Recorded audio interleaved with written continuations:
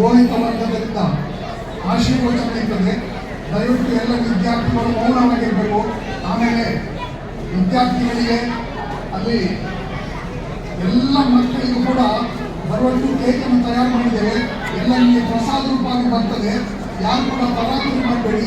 ಎಲ್ಲರೂ ಕೂಡ ನಿಮಗೆ ಈ ಕೇಕ್ ಪ್ರಸಾದವನ್ನು ನಿಮ್ಮ ಪ್ಲೇಟಿಗೆ ಬರುವ ಹಾಗೆ ಮಾಡ್ತೇವೆ. ದಯವಿಟ್ಟು ಈಗ ಕೂತ್ಕೊಳ್ಳಿ. ಕೆಲವೇ ನಿಮಿಷಗಳಲ್ಲಿ ಭೋಜನ ಪ್ರಸಾದ ವ್ಯವಸ್ಥೆ ಮಾಡ್ತೇವೆ. ಈಗ ಪುರೋಹಿತ ವರ್ಗದಿಂದ ಆಶೀರ್ವಚನ.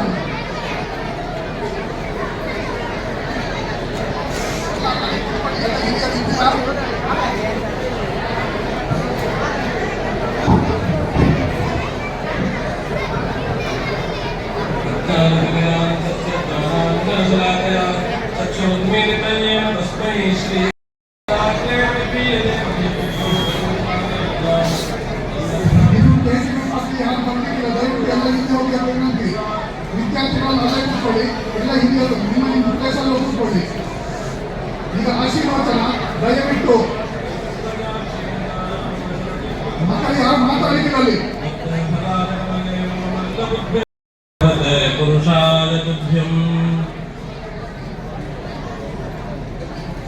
ಸಾಂಗವಾದಂತಹ ನವಚಂಡಿಕಾ ಯಾಗಾನುಷ್ಠಾನದ ಪೂರ್ಣಾಹುತಿಯ ನಂತರದ ಈ ಒಂದು ಪ್ರಸನ್ನ ಕಾಲದಲ್ಲಿ ಜಗಜ್ಜನನಿಯಾದಂತಹ ಮಹಾಕಾಳಿ, ಮಹಾಲಕ್ಷ್ಮಿ, ಮಹಾಸರಸ್ವತ್ಯಾತ್ಮಕ ಶ್ರೀ ಚಂಡಿಕಾ ಪರಮೇಶ್ವರಿಯ ಪದಕಮಲಗಳಲ್ಲಿ ಶಿರವನ್ನಿರಿಸಿ, ಹಾಗೆಯೇ ಅನಂತ ಗುಣವಿಲಾಸನಾದಂತಹ ಅವತಾರ ಪುರುಷನಾದಂತಹ ಈ ಸಂಸ್ಥೆಯ ಚೈತನ್ಯ ಸ್ವರೂಪನಾಗಿರುವಂತಹ ಆ ಸ್ವಾಮಿಯ ಚರಣ ಪದ್ಮಗಳಲ್ಲಿ ಶಿರವನ್ನಿರಿಸಿ ಒಂದಷ್ಟು ಸದ್ವಿಚಾರಗಳನ್ನು ವಿದ್ಯಾರ್ಥಿಗಳೇ ತುಂಬಿದಂತಹ ಈ ಸಭೆಯಲ್ಲಿ ಹೇಳುವಂತಹ ಪ್ರಯತ್ನವನ್ನು ಮಾಡುತ್ತೇನೆ.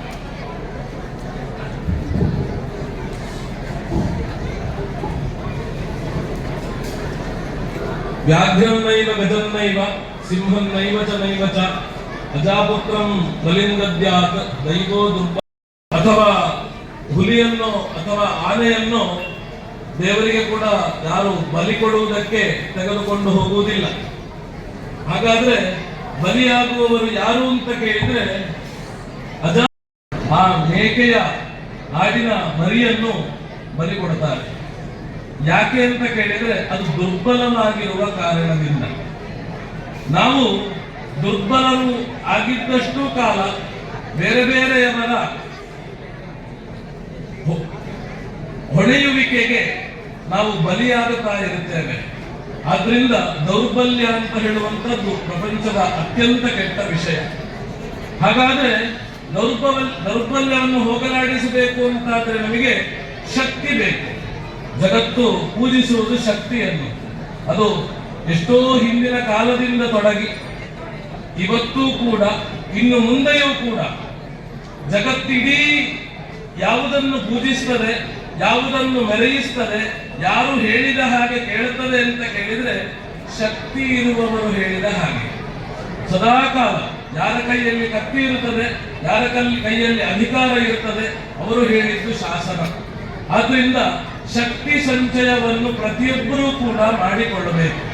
ಯಾವಾಗ ಉತ್ತಮ ವ್ಯಕ್ತಿಗಳ ಬಳಿಯಲ್ಲಿ ಶಕ್ತಿ ಸಂಚಯ ಆಗುತ್ತದೆ ಆಗ ಲೋಕ ಕಲ್ಯಾಣವಾಗುತ್ತದೆ.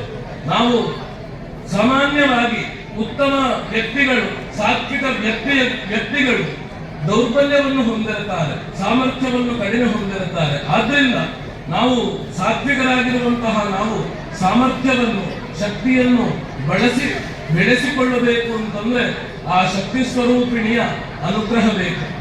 ನಮ್ಮ ಹತ್ರ ಒಂದು ವಿಷಯ ನಮ್ಮ ಬಳಿಯಲ್ಲಿ ಇಲ್ಲ ಅಂತ ಆದ್ರೆ, ಆ ವಸ್ತು ನಮಗೆ ಬೇಕು ಅಂತ ಆದ್ರೆ, ಆ ವಸ್ತು ಯಾರ ಬಳಿಯಲ್ಲಿ ಉಂಟೋ ಅವರ ಬಳಿಯಲ್ಲಿ ಕೇಳಿದ್ರೆ ನಮಗದು ಸಿಗುವುದಕ್ಕೆ ಸಾಧ್ಯ ಉಂಟು.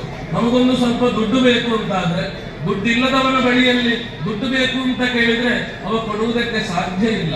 ಆದರೆ ಯಾರ ಹತ್ರ ಕೇಳಬೇಕು ಅಂತ ಕೇಳಿದ್ರೆ, ಯಾರ ಹತ್ರ ದುಡ್ಡು ಉಂಟು, ಯಾರ ಹತ್ರ ಕೊಡುವ ಮನಸ್ಸುಂಟು, ಅವನ ಹತ್ರ ಹೋಗಿ ಕೇಳಿದಾಗ ನಮಗೆ ನಮ್ಮ ಇಷ್ಟಾರ್ಥದ ಸಿದ್ಧಿಯಾಗುತ್ತದೆ, ನಮಗೆ ಬೇಕಾದಂತಹ ದುಡ್ಡು ನಮ್ಮ ಕೈ ಸೇರುತ್ತದೆ. ಹಾಗೆಯೇ ನಮಗೆ ವಿದ್ಯೆ ಬೇಕು ಅಂತಾದ್ರೆ ಆರಕ್ಷಕ ಠಾಣೆಗೆ ಹೋದ್ರೆ ವಿದ್ಯೆ ಬೇಕು ಅಂತ ಕೇಳಿದ್ರೆ ವಿದ್ಯೆ ಸಿಗುವುದಿಲ್ಲ. ವಿದ್ಯೆ ಬೇಕು ಅಂತಾದ್ರೆ ಎಲ್ಲಿ ಹೋಗಬೇಕು? ವಿದ್ಯೆಯನ್ನು ಎಲ್ಲಿ ಕಲಿಸ್ತಾರೋ, ವಿದ್ಯಾಭ್ಯಾಸವನ್ನು ಎಲ್ಲಿ ಸರಿಯಾಗಿ ಮಾಡಿಸ್ತಾರೋ ಅಲ್ಲಿಗೇ ಹೋಗಬೇಕು. ಅಲ್ಲಿ ಹೋಗಿ ವಿದ್ಯೆಯನ್ನು ಕೇಳಿದ್ರೆ ವಿದ್ಯೆ ಸಿಗುವುದಕ್ಕೆ ಸಾಧ್ಯತೆ ಉಂಟು. ಆರೋಗ್ಯ ಬೇಕು ಅಂತ ಶಾಲೆಗೆ ಹೋಗಿ ನನಗೆ ರೋಗ ಬಂದಿದೆ, ನನ್ನ ರೋಗ ನಿವಾರಣೆ ಮಾಡಿಕೊಡಿ ಅಂತ ಕೇಳಿದ್ರೆ ಆಗ್ತದ? ಇಲ್ಲ. ಎಲ್ಲಿ ವೈದ್ಯರಿರ್ತಾರೆ ಅವರ ಬಳಿಯಲ್ಲಿ ಹೋಗಿ ನನಗೆ ಆರೋಗ್ಯ ಬೇಕು ಅಂತ ಕೇಳಿದ್ರೆ ಅವರು ಕೊಡ್ತಾರೆ. ಹಾಗೆ ನಮಗೆ ಶಕ್ತಿ ಬೇಕು ಅಂತಾದ್ರೆ ಪ್ರಪಂಚದಲ್ಲಿ ಶಕ್ತಿಯಿಂದ ಕರೆಯಿಸಲ್ಪಟ್ಟಂತಹ ಒಂದು ಶಕ್ತಿ ಅದು ಜಗನ್ಮಾತೆ, ಮಹಾಕಾಳಿ, ಮಹಾಲಕ್ಷ್ಮಿ, ಮಹಾಸರಸ್ವತ್ಯಾತ್ಮಿಕೆಯಾದಂತಹ ಆ ಚಂಡಿಕಾ ಪರಮೇಶ್ವರಿ, ಶಕ್ತಿ ಸ್ವರೂಪಿಣಿಯಾಗಿರುವವಳು, ಸಕಲ ಚರಾಚರ ವಸ್ತುಗಳಿಗೆ ತಾಯಿಯಾಗಿರುವಂತವಳು. ನಾವು ಸಾಮಾನ್ಯವಾಗಿ ಈ ಜಗತ್ತಿಗೆ ತಾಯಿಯಾಗಿರುವಂತಹ ಈ ಜಗನ್ಮಾತೆ ನಮ್ಮ ಸಕಲ ಇಷ್ಟಾರ್ಥಗಳನ್ನು ಈಡೇರಿಸಬೇಕು. ನಾವು ನಮ್ಮ ಅಮ್ಮನ ಬಳಿಯಲ್ಲಿ ಕೇಳುತ್ತೇವೆ, ನನಗೆ ಆಟ ಆಡುವುದಕ್ಕೆ ಆಟಿಕೆ ಬೇಕು, ನನಗೆ ಪಚ್ಚ ಬಣ್ಣದ ಹಸುವಿನ ಆಟಿಕೆ ಬೇಕು, ಅಥವಾ ಕೆಂಪು ಬಣ್ಣದ ನವಿಲಿನ ಗೊಂಬೆ ಬೇಕು ಅಂತೆಲ್ಲ ಅಮ್ಮನ ಹತ್ರ ಕೇಳುತ್ತೇವೆ. ಅಮ್ಮ ನಿಜವಾಗಿ ಅಂತ ವಸ್ತು ಪ್ರಪಂಚದಲ್ಲಿ ಇರುವುದಕ್ಕೆ ಸಾಧ್ಯ ಇಲ್ಲ. ಹಾಗಾದ್ರೆ ಅಮ್ಮ ಅದನ್ನು ಮಕ್ಕಳ ಮೇಲಿನ ವಾತ್ಸಲ್ಯದಿಂದ ಅದನ್ನು ಕೊಡ್ತಾಳೆ. ಜಾತ್ರೆಯಲ್ಲಿ ಹೋಗುವಾಗ ಆಟಿಕೆಗಳ ಅಂಗಡಿಗಳ ಸಾಲು ನಮ್ಮ ಕಣ್ಣ ಮುಂದೆ ಇರುತ್ತದೆ. ಮಗು ನನಗೆ ಅದು ಬೇಕು ಅಂತ ಕೊಡಿಸಿದ ಕೂಡಲೇ ಸ್ವಲ್ಪ ಮುಂದೆ ಹೋದಾಗ ಇನ್ನೊಂದು ಬೇಕು, ಈ ಕೈಯಲ್ಲಿರುವುದು ಬೇಡ, ಹೀಗೆ ಆಗ್ತದೆ. ಹೀಗಾದಾಗ ತಾಯಿಯಾದವಳು ಏನು ಮಾಡಬೇಕು? ನಮ್ಮ ಎಲ್ಲರ ವ್ಯವಸ್ಥೆಯೂ ಕೂಡ ಇದೆ. ನಾವು ಜೀವನದಲ್ಲಿ ನಮಗೆ ಅದು ಬೇಕು ಇದು ಬೇಕು ಅಂತ ಅಂದುಕೊಳ್ಳುತ್ತೇವೆ. ಸ್ವಲ್ಪ ಮುಂಚೆ ಯಾವುದು ಬೇಕು ಅಂತ ಅಂದುಕೊಂಡಿದ್ದೆವು, ಅದೇ ವಿಷಯ ಸ್ವಲ್ಪ ಹೊತ್ತು ಕಳೆದ ನಂತರ ಅದು ಬೇಡ ಅಂತ ಆಗುತ್ತದೆ. ಹಾಗಾದ್ರೆ ನಮಗೆ ನಿಜವಾಗಿ ಏನು ಬೇಕು ಅಂತ ಗೊತ್ತಿರುವುದು ಆ ಜಗಜ್ಜನನಿಯಾಗಿರುವಂತಹ ಮಹಾತಾಯಿಗೆ ಮಾತ್ರ.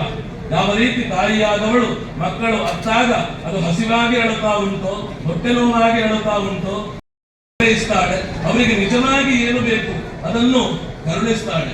ಹೀಗೆ ಶಕ್ತಿ ಬರಬೇಕು ಅಂತಾದ್ರೆ ಆ ಜಗಜ್ಜನನಿಯ ಆರಾಧನೆಯನ್ನು ಮಾಡಬೇಕು.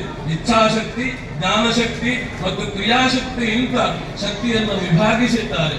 ಇಚ್ಛಾಶಕ್ತಿ ಅಂತಂದ್ರೆ ಒಂದು ವಿಷಯವನ್ನು ಸಂಕಲ್ಪಿಸುವುದಕ್ಕೂ ಒಂದು ಶಕ್ತಿ ಬೇಕು.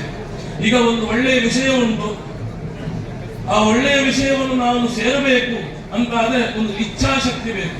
ಒಂದು ಕಡೆ ಏನೋ ಒಂದು ಯಾಗ ಆಗುತ್ತದೆ, ಅಲ್ಲಿಗೆ ನಾನು ಹೋಗಬೇಕು ಅಂತ ನನ್ನ ಮನಸ್ಸಿಗೆ ಕಾಣಬೇಕು, ನಾನು ಸಂಕಲ್ಪ ಮಾಡಬೇಕು.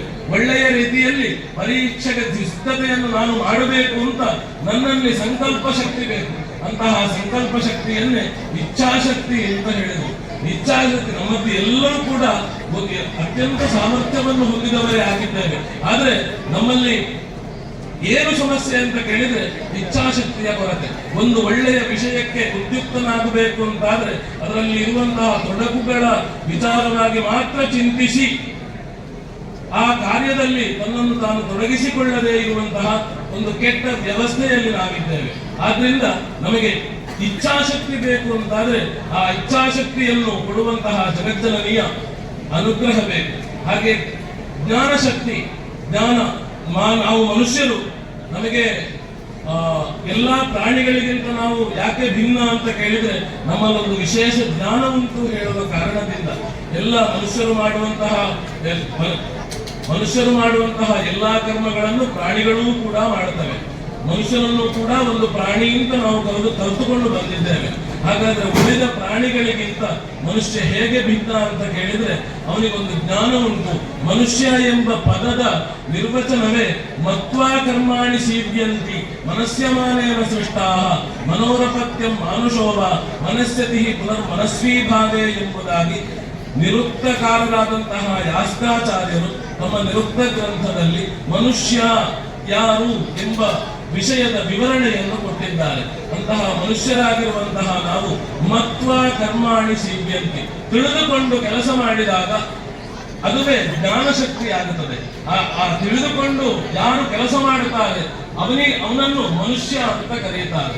ಒಂದು ಉದಾಹರಣೆಗೆ, ವಾಹನವನ್ನು ಚಲಾಯಿಸಿಕೊಂಡು ಹೋಗುವವನಿಗೆ ನಾನು ವಾಹನವನ್ನು ಚಲಾಯಿಸ್ತಾ ಇದ್ದೇನೆ ಎಂಬಂತಹ ಪ್ರಜ್ಞೆ ಸದಾಕಾಲ ಬೇಕು.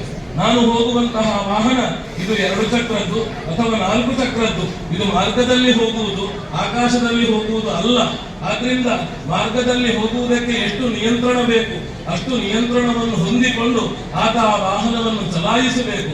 ಒಬ್ಬ ಅಡಿಗೆ ಮಾಡುವವ ತಾನು ಮಾಡ್ತಾ ಇರುವಂತದ್ದು ಅಡಿಗೆ, ಇದನ್ನು ಎಲ್ಲರೂ ಕೂಡ ಊಟ ಮಾಡಬೇಕು ಎಂಬ ಪ್ರಜ್ಞೆಯಿಂದ ಮಾಡಬೇಕು. ಪೂಜೆ ಮಾಡುವವರು ನಾನು ಮಾಡ್ತಾ ಇರುವಂತದ್ದು ಪೂಜೆ, ಅದು ದೇವರ ಕೆಲಸ, ಅತ್ಯಂತ ಭಕ್ತಿ ಶ್ರದ್ಧೆಯಿಂದ ನಾನು ಮಾಡಬೇಕು ಎಂಬಂತಹ ಪ್ರಜ್ಞೆ ಸದಾ ಕಾಲ ಬೇಕು. ಹೀಗೆ ವಿದ್ಯಾಭ್ಯಾಸವನ್ನು ಮಾಡುವವನಿಗೆ ನನಗೆ ಈ ವಿದ್ಯಾಭ್ಯಾಸವನ್ನು ಸರಿಯಾಗಿ ಮಾಡಬೇಕು, ತನ್ಮೂಲಕವಾಗಿ ಹೆತ್ತವರಿಗೆ ಖುಷಿಯನ್ನು ತಂದುಕೊಡಬೇಕು, ಹಾಗೆ ಸಮಾಜದಲ್ಲಿ ಉನ್ನತ ವ್ಯಕ್ತಿಯಾಗಿ ಆದರ್ಶ ವ್ಯಕ್ತಿಯಾಗಿ ಬಾಳುವಂತಹ ಯೋಗವನ್ನು ತಾನು ಹೊಂದಿಕೊಳ್ಳಬೇಕು ಎಂಬಂತಹ ಪ್ರಜ್ಞೆ ಬೇಕು. ಅಂತಹ ಪ್ರಜ್ಞೆ ಅದನ್ನೇ ಜ್ಞಾನಶಕ್ತಿ ಅಂತ ಕರೆದು.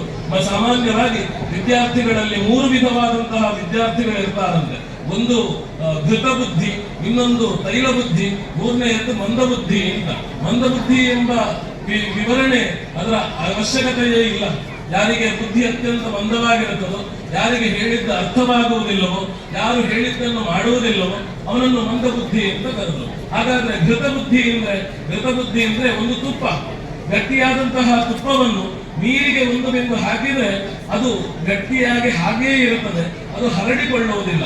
ಶಿಕ್ಷಕರು ಪಾಠವನ್ನು ಹೇಳುತ್ತಾರೆ, ಪಾಠವನ್ನು ಶಿಕ್ಷಕರು ಹೇಳಿದ ಅಷ್ಟು ವಾಕ್ಯಗಳು, ಶಿಕ್ಷಕರು ಬರೆಯಿಸಿದಂತಹ ಅಷ್ಟು ನೋಟ್ಸ್ ಅದಷ್ಟು ಮಾತ್ರ ತಲೆಯಲ್ಲಿಟ್ಟುಕೊಂಡು ಪರೀಕ್ಷೆಯನ್ನು ಬರೆದು ಪಾಸಾಗಿ ಮುಂದೆ ಹೋಗುತ್ತಾರೆ. ಹಾಗೆ ಅಂತ ತೈಲ ಬುದ್ಧಿ ಎಂಬಂತಹ ವಿಶೇಷವಾದಂತಹ ವಿದ್ಯಾರ್ಥಿ ವರ್ಗ ಅಂದ್ರೆ ಎಣ್ಣೆ, ಒಂದು ಬಿಂದು ಎಣ್ಣೆಯನ್ನು ಒಂದು ಲೋಟ ನೀರಿಗೆ ಹಾಕಿದರೆ ಅದು ನೀರಿನ ಆ ಲೋಟದ ತುಂಬಾ ಹರಡಿಕೊಳ್ಳುತ್ತದೆ ಆ ಎಣ್ಣೆ. ಆ ರೀತಿಯಲ್ಲಿ ಶಿಕ್ಷಕ ಒಂದು ವಾಕ್ಯವನ್ನು ಹೇಳಿದರೆ, ಗುರುಗಳು ಹೇಳಿದಂತಹ ಒಂದು ಮಾತಿನ 10 ಅರ್ಥಗಳನ್ನು 10 ಬಾರಿ ಹೇಳಬಲ್ಲಂತಹ ಸಾಮರ್ಥ್ಯ, ಅಂತಹ ಸರ್ಜನಾತ್ಮಕವಾದಂತಹ ವ್ಯಕ್ತಿತ್ವವನ್ನು ಹೊಂದಿರುವಂತಹ ಮಕ್ಕಳನ್ನು ತೈಲ ಬುದ್ಧಿ ಅಂತ ಕರೆಯುತ್ತಾರೆ. ಹಾಗಾದ್ರೆ ಈ ಜ್ಞಾನ, ವಿಶೇಷವಾದಂತಹ ಜ್ಞಾನ ಬರಬೇಕು ಅಂತಾದ್ರೆ, ನಮ್ಮ ಬುದ್ಧಿ ವಿಕಾಸ ಹೊಂದಬೇಕು ಅಂತಾದ್ರೆ ಬುದ್ಧಿ ಸ್ವರೂಪಿಣಿಯಾದಂತಹ ಜ್ಞಾನ ಸ್ವರೂಪಿಣಿಯಾದಂತಹ ಆ ದುರ್ಗಾಪರಮೇಶ್ವರಿಯ ಅನುಗ್ರಹ ಬೇಕು.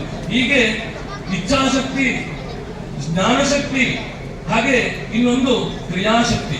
ಒಂದು ಮಾಡಬೇಕು ಎಂಬಂತಹ ಸಂಕಲ್ಪ ಅದು ಇಚ್ಛಾಶಕ್ತಿ. ಇದು ಮಾಡಿದ್ರೆ ಸರಿಯಾಗಬಹುದೋ ಎಂಬ ವಿವೇಚನಾ ಸಾಮರ್ಥ್ಯವನ್ನೇ ಜ್ಞಾನಶಕ್ತಿ ಅಂತ ಕರೆದು.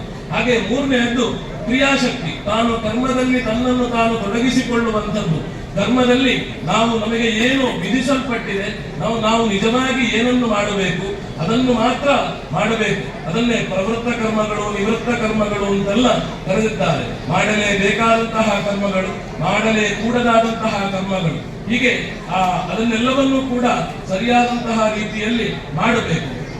3 ಸಾಗರ 100 ಮಂದಿರ ದೈವ ಶಾಸ್ತ್ರವಿದ್ದರೆ, ಗಂಗೆಯಿದ್ದರೆ, ತುಂಗೆಯಿದ್ದರೆ, ಗಿರಿ ಹಿಮಾಲಯವಿದ್ದರೆ, ವೇದವಿದ್ದರೆ, ಶಾಸ್ತ್ರವಿದ್ದರೆ, ಸ್ಮೃತಿ ಪುರಾಣಗಳಿದ್ದರೆ ಏನು ಸಾರ್ಥಕ ಮನೆಯ ಮಕ್ಕಳೇ ಮಲಗಿ ನಿದ್ರಿಸುತ್ತಿದ್ದಾರೆ ಅಂತ ಅತ್ಯಂತ ಪ್ರಸಿದ್ಧವಾದಂತಹ ಉಕ್ತಿ. ಅಂದ್ರೆ ನಮ್ಮ ಪರಂಪರೆ, ನಮ್ಮ ಇತಿಹಾಸ, ನಮ್ಮ ದೇಶ, ನಮ್ಮ ಸಂಸ್ಕೃತಿ, ನಮ್ಮ ಧರ್ಮ ಇದೆಲ್ಲವೂ ಕೂಡ ಅತ್ಯಂತ ಅದ್ಭುತವಾದದ್ದು. ಯುದ್ಧ ಭೂಮಿಯಲ್ಲಿಯೇ ಜ್ಞಾನದ ಅಮೃತಧಾರೆಯನ್ನು ಹರಿಸಿದಂತಹ ದೇಶ ಇದು. ಅಂತಹ ದೇಶದಲ್ಲಿ ಅಂತಹ ಋಷಿ ಪರಂಪರೆ ಹೊಂದಿರುವಂತಹ ನಾವು ಒಂದಷ್ಟು ವಿಸ್ಮೃತಿಗೆ ಒಳಗಾಗಿ ನಾವು ನಿಜವಾಗಿ ಏನನ್ನು ಮಾಡಬೇಕೋ ಅದನ್ನು ಮಾಡದೆ ತಪ್ಪು ಮಾಡುತ್ತಾ ಇರ್ತೇವೆ. ಅಂತಹ ಸಂದರ್ಭದಲ್ಲಿ ನಾವು ನಿಜವಾಗಿ ಏನನ್ನು ಮಾಡಬೇಕು ಅದನ್ನು ಮಾಡಬೇಕು. ಅದನ್ನೇ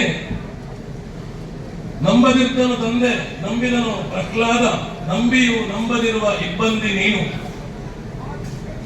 ಕಂಬದಿನೋ ಬಿಂಬದಿನೋ ಮೋಕ್ಷವರಿಂಗಾದಿತು, ಸಿಂಬಳದಿ ನೊಣ ನೀನು ಮಂಕುತಿಮ್ಮ ಎಂಬ ಮಂಕುತಿಮ್ಮನ ಕಗ್ಗದಲ್ಲಿ ವಿವರಿಸಿದಂತೆ ನಮಗೆ ನಂಬಿಕೆ ಬೇಕು. ಪ್ರಹ್ಲಾದ ದೈವವನ್ನು ಅತ್ಯಂತವಾಗಿ ನಂಬಿದ, ದೇವರನ್ನು ನಂಬಿದ. ಹಾಗೆ ಹಿರಣ್ಯಕಶ್ಯಪ ಅವನು ದೇವರ ಅಸ್ತಿತ್ವವನ್ನು ಅಲ್ಲಗಳೆದ, ದೇವರನ್ನು ಒಪ್ಪಲೇ ಇಲ್ಲ. ಆದರೂ ಒಬ್ಬನಿಗೆ ಕಂಬದಿಂದಾಗಿ ನರಸಿಂಹಾವತಾರಿಯಾದಂತಹ ಮಹಾವಿಷ್ಣುವು ಅಪ್ಪನನ್ನು ನಂಬದೇ ಇದ್ದಂತಹ ಅಪ್ಪನನ್ನು ಸಂಹರಿಸಿ ಅವನಿಗೆ ಮೋಕ್ಷವನ್ನು ಕೊಡುತ್ತಾನೆ.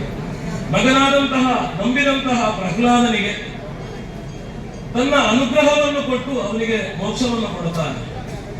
ಆದರೆ ಈ ಎರಡರ ನಡುವಿನಲ್ಲಿ ನಾವೆಲ್ಲರೂ ಕೂಡ ದೇವರನ್ನು ನಂಬುತ್ತೇವೆ ಅಂತ ಕೇಳಿದ್ರೆ ನಂಬುತ್ತೇವೆ. ಹಾಗೆ ಅಂತ ಪೂರ್ತಿಯಾಗಿ ರುದ್ರಾಭಿಷೇಕ ಮಾಡಿಸಿ ಹೊಡೆಯನ್ನು ತಕ್ಕೊಂಡು ಹೋದದ್ದು ಒಬ್ಬನೇ ಒಬ್ಬ ಹುಡುಗ ಅಂತ. ಅಂದ್ರೆ ನಂಬಿಕೆ ಇದ್ದದ್ದು ಅವನಿಗೆ ಮಾತ್ರ ಶತರುದ್ರಾಭಿಷೇಕ ಮಾಡಿದಾಗ ಮಳೆ ಬರುತ್ತದೆ. ಅಂತಹ ನಂಬಿಕೆ ನಮಗೆ ಬೇಕು. ನಮ್ಮ ಕರ್ಮದಲ್ಲಿ, ನಮ್ಮ ಜ್ಞಾನದಲ್ಲಿ, ನಮ್ಮ ಸಂಸ್ಕೃತಿಯಲ್ಲಿ, ನಮ್ಮ ಪರಂಪರೆಯಲ್ಲಿ ನಮಗೆ ನಮ್ಮಲ್ಲಿ ನಂಬಿಕೆ ಬೇಕು. ಅಂತಹ ನಂಬಿಕೆಯು ಬಂದಾಗ ನಾವು ಈ ದೇಶಕ್ಕೆ ಇನ್ನಷ್ಟು ಒಳ್ಳೆಯ ಕೆಲಸಗಳನ್ನು ಮಾಡುವುದಕ್ಕೆ ಸಾಧ್ಯವಾಗುತ್ತದೆ. ಈ ಸಪ್ತಶತಿ 700 ಮಂತ್ರಗಳಿಂದ ತುಂಬಿದಂತಹ, ಮಂತ್ರ ಸದೃಶವಾದಂತಹ ಶ್ಲೋಕ ವಾಕ್ಯಗಳಿಂದ ತುಂಬಿದಂತಹ ಈ ಸಪ್ತಶತಿಯ ಯಾಗಾನುಷ್ಠಾನವನ್ನು ಯಾವ ರೀತಿ ನಮ್ಮ ಹಿಂದಿನ ಪರಂಪರೆಯಲ್ಲಿ ಅನುಷ್ಠಾನ ಮಾಡಿಕೊಂಡು ಬಂದಿದ್ದಾರೆ, ಆ ರೀತಿಯಲ್ಲಿ ಇದೀಗ ಸಾಂಗವಾಗಿ ಅನುಷ್ಠಾನವನ್ನು ಮಾಡಿದ್ದೇವೆ. ಆ ದೇವಿಯು ಈ ಸಪ್ತಶತಿಯನ್ನು ದೇವಿ ಮಹಾತ್ಮೆ ಅಂತೂ ಕರೆಯುತ್ತಾರೆ. ಅದನ್ನು 3 ಭಾಗವಾಗಿ ಮಧ್ಯಮ ಚರಿತ್ರ, ಪ್ರಥಮ ಚರಿತ್ರ, ಮಧ್ಯಮ ಚರಿತ್ರ, ಉತ್ತಮ ಚರಿತ್ರ ಅಂತ 3 ವಿಧದಲ್ಲಿ ವಿಭಾಗಿಸಿದ್ದಾರೆ. ಸಾಮಾನ್ಯವಾಗಿ ದೇವಿ ಮಹಾತ್ಮೆ ಆಟ ಯಕ್ಷಗಾನವನ್ನು ಯಾರಿಗೆಲ್ಲ ನೋಡಿ ಗೊತ್ತುಂಟು ಅವರಿಗೆಲ್ಲರಿಗೂ ಕೂಡ ಈ ಸಪ್ತಶತಿಯ ಅಧ್ಯಾಯ ವಿಭಾಗಗಳು ತಿಳಿಯುವುದಕ್ಕೆ ಸಾಧ್ಯ ಉಂಟು. ಮೊದಲ ಚರಿತ್ರೆಯಲ್ಲಿ, ಉತ್ತಮ ಚರಿತ್ರೆಯಲ್ಲಿ ಚಂಡ ಉಂಡರು, ಹಾಗೆ ರಕ್ತಬೀಜ, ಹಾಗೆ ಶುಂಭ ನಿಶುಂಭಾದಿ ರಕ್ಕಸವನ್ನು ಕೊಲ್ಲುವಂತಹ, ಸಂಹಾರ ಮಾಡುವಂತಹ ಪ್ರಸಂಗ, ಇದಕ್ಕೆ ಸಂಬಂಧಿಸಿದಂತಹ ಶ್ಲೋಕಗಳಿಂದ ಆ ದೇವಿಗೆ, ಜಗಜ್ಜನನಿಗೆ ಆಹುತಿಯನ್ನು, ಪರಮಾನ್ನಾಹುತಿಯನ್ನು ಸಮರ್ಪಿಸಿದ್ದೇವೆ. ಇದರಿಂದ ಸಂಪ್ರೀತನಾದಂತಹ ಆ ಜಗಜ್ಜನನಿಯು ಎಲ್ಲರಿಗೂ ಕೂಡ ಉತ್ತಮವಾದಂತಹ ಆರೋಗ್ಯವನ್ನು, ಮನಸ್ಸಿಗೆ ನೆಮ್ಮದಿಯನ್ನು, ಸುಖ ಶಾಂತಿಯನ್ನು ಕರುಣಿಸಬೇಕು. ಹಾಗೆ ಈ ಎಲ್ಲ ವಿದ್ಯಾರ್ಥಿಗಳು ಕೂಡ ಮುಂದೆ ಈ ದೇಶದ ಸತ್ ಪ್ರಜೆಗಳಾಗಿ ಬಾಳುವಂತಹ ಯೋಗವನ್ನು ಆ ಜಗಜ್ಜನನಿಯು ಅನುಗ್ರಹಿಸಬೇಕು. ಸತ್ ಪ್ರಜೆಗಳಾಗಬೇಕು. ಯಾಕೆ ಅಂತ ಕೇಳಿದ್ರೆ, ನಮ್ಮ ದೇಶ ಇವತ್ತು ಸುಮಾರು ಜನ ಹೇಳ್ತಾರೆ ನಮ್ಮ ದೇಶದಲ್ಲಿ ಜನಸಂಖ್ಯಾ ಸ್ಫೋಟದ ಸಮಸ್ಯೆ ಉಂಟು ಅಂತ. ಆದ್ರೆ ಸಮಸ್ಯೆ ಇರುವುದು ಎಲ್ಲಿ ಅಂತ ಕೇಳಿದ್ರೆ, ಸತ್ ಪ್ರಜೆಗಳ ಸಂಖ್ಯೆಯಲ್ಲಿ. ಯಾವಾಗ ಎಷ್ಟೇ ಜನ ಆದ್ರೂ ಕೂಡ ಆ ಜನಗಳು ಸತ್ಪ್ರಜೆಗಳಾದ್ರೆ ಅವರು ಯಾರು ದೇಶಕ್ಕೆ ಭಾರವಾಗಿ ಬದುಕುವುದಿಲ್ಲ, ಅವರು ಯಾರು ದೇಶಕ್ಕೆ ಹೆಚ್ಚಲ್ಲ, ಅವರೆಲ್ಲರೂ ಕೂಡ ನಮ್ಮ ದೇಶದ ಸಂಪತ್ತಾಗುತ್ತಾರೆ. ಆದ್ರಿಂದ ಆ ಪರಮಪೂಜ್ಯರಾದಂತಹ ಸ್ವಾಮಿ ಏನು ಹೇಳಿದ್ದಾರೆ, ಈ ನಮ್ಮ ವೇದಗಳು, ಶಾಸ್ತ್ರಗಳು, ಪುರಾಣ ಇತಿಹಾಸಗಳು, ಸಕಲ ಕಾವ್ಯಗಳು, ಸಕಲ ಈ ವೇದ ವಾಂಗ್ಮಯವನ್ನು ಕಬ್ಬಿನ ಜಲ್ಲೆಯಂತೆ ಹಿಂಡಿದರೆ ಏನು ರಸ ಸಿಗಬಹುದು, ಆ ರಸವನ್ನೇ ಪರೋಪಕಾರ ಪುಣ್ಯಾಯ ಪಾಪಾಯ ಪರಪೀಡನಂ ಎಂಬುದಾಗಿ ಹೇಳಿದ್ದಾರೆ. ಅದನ್ನೇ ಸ್ವಾಮಿಯು love all, serve all, help ever, hurt never. ಅಂದ್ರೆ ಯಾರಿಗೂ ಕೂಡ ಕೆಟ್ಟದ್ದನ್ನು ಬಯಸದೆ ಎಲ್ಲರಿಗೂ ಕೂಡ ಒಳ್ಳೆಯದನ್ನು ಬಯಸ್ತಾ ಆನೋಭದ್ರ ಕೃತರೋ ಎಂಟು ವಿಶ್ವತಃ ಎಂಬ ಮಾತಿನಂತೆ ಸಮಸ್ತ ಒಳ್ಳೆಯದು ಕೂಡ ನಮ್ಮ ಬಳಿಗೆ ಬರಬೇಕು. ಎಲ್ಲರಿಗೂ ಕೂಡ ಒಳ್ಳೆಯದಾಗಬೇಕು. ಈ ದೇಶವನ್ನು, ಈ ನಮ್ಮ ರಾಷ್ಟ್ರವನ್ನು, ಭವ್ಯ ಭಾರತವನ್ನು ಇನ್ನಷ್ಟು ಉನ್ನತಿಗೆ ಕೊಂಡು ಹೋಗುವಲ್ಲಿ ನಮಗೆಲ್ಲ ಸಾಮರ್ಥ್ಯವನ್ನು, ಶಕ್ತಿಯನ್ನು ಆ ಜಗಜ್ಜನನಿಯು ಹಾಗೆ ಪೂಜ್ಯ ಸ್ವಾಮಿಯು ನೀಡಬೇಕು ಅಂತ ಪ್ರಾರ್ಥನೆಯ ಪೂರ್ವಕವಾಗಿ ಈ 2 ಮಾತುಗಳನ್ನು ಈ ಸಭೆಯಲ್ಲಿ ಸಮರ್ಪಿಸ್ತೇನೆ. ಓಂ ಸ್ವಸ್ತಿ.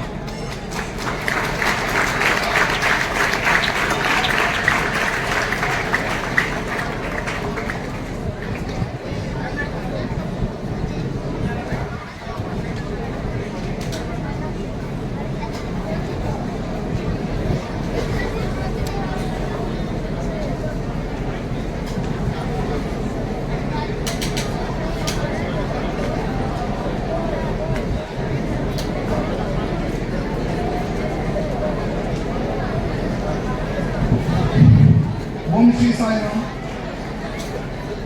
ಇವತ್ತು ನವಚಂಡಿಕಾ ಯಾಗದ ಪೂರ್ಣಾಹುತಿಯಾಗಿ ಎಲ್ಲ ಸಂಪನ್ನವಾಗಿದೆ. ಈಗಾಗಲೇ ನಮ್ಮ ವಿದ್ವಾಂಸಗಳು ನಮಗೆಲ್ಲ ಆಶೀರ್ವಾದ ಮಾಡಿದ್ದಾರೆ. ಈ ಕಾರ್ಯಕ್ರಮವನ್ನು ನಮ್ಮ ಉದಯಣ್ಣನವರ ನೇತೃತ್ವದಲ್ಲಿ ಅತ್ಯಂತ ಸುಗಮವಾಗಿ ಮೊನ್ನೆಯಿಂದ ಇದಕ್ಕೆ ಪ್ರಯತ್ನ ಮಾಡ್ತಾ ಇದ್ದಾರೆ. ನಿನ್ನೆಯಿಂದ ಸಂಪೂರ್ಣವಾಗಿ ಇದರಲ್ಲಿ ತೊಡಗಿಸಿಕೊಂಡು ಎಲ್ಲ ಕಾರ್ಯಕ್ರಮ ಅತ್ಯಂತ ಸುಗಮವಾಗಿ ಮಾಡಿಕೊಟ್ಟಿದ್ದಾರೆ. ಅವರ ಇಡೀ ಅವರ ಬಳಗಕ್ಕೆ ಎಲ್ಲರಿಗೂ ವಿಶೇಷ ನಮ್ಮ ವಿದ್ಯಾಸಂಸ್ಥೆ ಪರವಾಗಿ ತುಂಬು ಹೃದಯದ ಗೌರವವನ್ನು ಸೂಚಿಸಿ ನಮಸ್ಕಾರವನ್ನು ಹೇಳ್ತಾ ಎಲ್ಲರಿಗೂ ನಮಗೆ ಆಶೀರ್ವಾದ ಮಾಡಬೇಕು ಅಂತ ಪ್ರಾರ್ಥನೆ ಮಾಡ್ತಾ ಇದ್ದೇವೆ. ಮಕ್ಕಳೇ, ಯಾದೇವಿ ಸರ್ವಭೂತೇಷು ಶ್ರದ್ಧಾರೂಪೇಣ ಸಂಸ್ಥಿತ. ಶ್ರದ್ಧೆ ಇದ್ದಾಗ ಎಲ್ಲ ಕಡೆಗೆ ಗೆಲ್ತೀನಿ ಅಂತ ಅರ್ಥ. ಶ್ರದ್ಧೆ ಇದ್ದವ ಗೆದ್ದ ಅಂತ ಲೆಕ್ಕ. ಹಾಗಾಗಿ ಯಾದೇವಿ ಸರ್ವಭೂತೇಷು ಶ್ರದ್ಧಾರೂಪೇಣ ಸಂಸ್ಥಿತ. ಎಲ್ಲ ವಿದ್ಯಾರ್ಥಿಗಳು ಕೂಡ ಶ್ರದ್ಧೆಯನ್ನು ತಮ್ಮದಾಗಿಸಿಕೊಳ್ಳಬೇಕು. ಇವತ್ತು ಜಗನ್ಮಾತೆ ಶ್ರದ್ಧೆ ರೂಪದಲ್ಲಿ ನಮ್ಮ ವಿದ್ಯಾರ್ಥಿಗಳ ಅಂತರಂಗದಲ್ಲಿ ಪ್ರವೇಶಿಸಬೇಕು ಅಂತ ಮೊದಲನೇ ಪ್ರಾರ್ಥನೆ. ಪ್ರೀತಿಯ ಮಕ್ಕಳೇ, ದೇವಿ ಈ ಸಪ್ತಶತಿಯಲ್ಲಿ ಎಲ್ಲ ರಾಕ್ಷಸರ ವಧೆ ಮಾಡಿ ಕೊನೆಗಾಗುವಾಗ ದೇವಿಗೆ ಏನಾಗ್ತಾ ಇದ್ರೆ ರಾಕ್ಷಸರ ವಧೆ ಮಾಡಿ ಇಡೀ ಮೈ ಎಲ್ಲವೂ ಕೂಡ ಕೆಟ್ಟಾಗಿದ್ದಂತೆ. ಎಲ್ಲ ಅತ್ಯಂತ ಕೋಪಾವಿಷ್ಟಗಳಿರ್ತಾರೆ. ಆಗ ದೇವತೆಗಳೆಲ್ಲ ಹೇಗೆ ಮಾಡುವುದು ಅಂತ ಕೇಳುವಾಗ ಎಲ್ಲ ಋಷಿಗಳು ಎಲ್ಲ ತಪೋನಿಷ್ಠರೆಲ್ಲ ಬಂದು ದೇವತೆಗಳಿಗೆ ಹೇಳ್ತಾರೆ, ಸರ್ವಮಂಗಳವಾಗಲ್ಲಿ ಶಿವೆ ಸರ್ವಾರ್ಥ ಸಾಧಿಕೆ ಶರಣ್ಯೆ ತ್ರ್ಯಂಬಕೆ ಗೌರಿ ನಾರಾಯಣಿನ ವಸ್ತುತೆ ಅಂತ ಈ ಮಂತ್ರವನ್ನು ಎಲ್ಲ ದೇವತೆಗಳು ಬ್ರಹ್ಮ ವಿಷ್ಣು ಮಹೇಶ್ವರರು ಕೂಡ ಇದನ್ನು ಹೇಳ್ತಾರೆ, ಅದರ ಅರ್ಥ ಏನಿದ್ರೆ ರೌದ್ರಾವತಾರದಲ್ಲಿದ್ದ ದೇವಿ ಮಂಗಳ ರೂಪಕ್ಕೆ ಬರಬೇಕು ಅಂತ. ಅದಕ್ಕೆ ಸರ್ವಮಂಗಳವಾಗಲ್ಲಿ ಶಿವೆ ಸರ್ವಾರ್ಥ ಸಾಧಿಕೆ. ಎಲ್ಲ ವಿದ್ಯಾರ್ಥಿಗಳು ಇದನ್ನು ಒಮ್ಮೆ ಜೋರಾಗಿ 5 ಸರ್ತಿ ಹೇಳಬೇಕು. ಎಲ್ಲ ಗೊತ್ತಿದೆ. ಸರ್ವಮಂಗಳ ಮಾಂಗಲ್ಯೇ ಶರಣ್ಯೇ ತ್ರ್ಯಂಬಕೆ ಗೌರಿ ನಾರಾಯಣಿ ನಮೋಸ್ತುತೆ. ಸರ್ವಮಂಗಳ ಮಾಂಗಲ್ಯೇ ಶಿವೆ ಸರ್ವಾರ್ಥ ಸಾಧಿಕೆ ಶರಣ್ಯೇ ನಾರಾಯಣಿ ನಮೋಸ್ತುತೆ. ಸರ್ವಮಂಗಳ ಮಾಂಗಲ್ಯೇ ಶಿವೆ ಸರ್ವಾರ್ಥ ಸಾಧಿಕೆ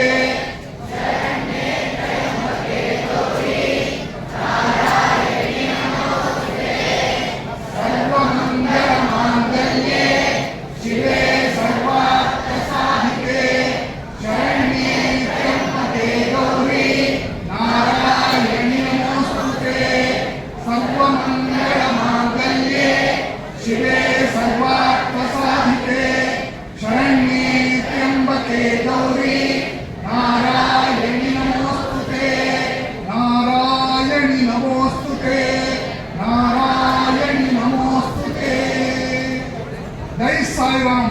ಎಲ್ಲ ವಿದ್ಯಾರ್ಥಿಗಳು ಕೂಡ ಈ ಸಂದರ್ಭದಲ್ಲಿ ಭಗವಾನ್ ಶ್ರೀ ಸತ್ಯಸಾಯಿ ಬಾಬಾರ ದುರ್ಗಾ ಸ್ವರೂಪಿಣಿಯಾದಂತಹ ಸ್ವಾಮಿ ನಮ್ಮ ಎಲ್ಲ ವಿದ್ಯಾರ್ಥಿಗಳಿಗೆ, ಅವರ ಪೋಷಕರಿಗೆ, ಅವರ ತಂದೆ ತಾಯಂದಿರಿಗೆ, ಮನೆ ಮಂದಿಗೆ, ಅಣ್ಣ ತಮ್ಮಂದಿರಿಗೆ, ಅಕ್ಕ ತಂಗಿಯರಿಗೆ, ಮನೆಯಲ್ಲಿ ಯಾರ್ಯಾರಿದ್ದಾರೆ ಅವರ ಫ್ರೆಂಡ್ಸಿಗೆ ಎಲ್ಲರಿಗೂ ಕೂಡ ವಿಶೇಷ ಭಾಗ್ಯವನ್ನು ಕರುಣಿಸಿ ಉತ್ತರೋತ್ತರ ಅಭಿವೃದ್ಧಿ ಮಾಡಲಿ ಅಂತ ಪ್ರಾರ್ಥನೆ ಮಾಡ್ತಾ, ನಿಮ್ಮ ಮನೆಯಲ್ಲಿ ಯಾವ ಸಮಸ್ಯೆ ಕೂಡ ಪರಿಹಾರ ಆಗಬೇಕು ಅಂತ ಪ್ರಾರ್ಥನೆ ಮಾಡಿಕೊಳ್ಳಬೇಕು.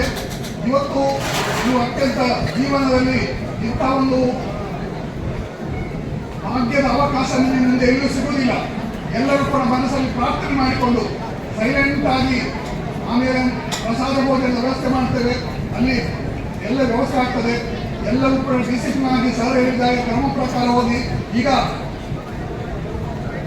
ತೀರ್ಥ ಪ್ರಸಾದದ ವ್ಯವಸ್ಥೆ ಈಗಾಗಲೇ ವ್ಯವಸ್ಥೆ ಮಾಡ್ತದೆ. ಕೆಲವೇ ಕ್ಷಣಗಳಲ್ಲಿ ಎಲ್ಲ ತೀರ್ಥ ಅಲ್ಲಲ್ಲಿ ಕೊಡಿ. ಮಕ್ಕಳಿಗೆ ಇನ್ನೊಂದು 4-5 ಹೋಟೆಲ್ ಯಾಕೆ ಅಲ್ಲಲ್ಲೇ ಕೊಡಿ.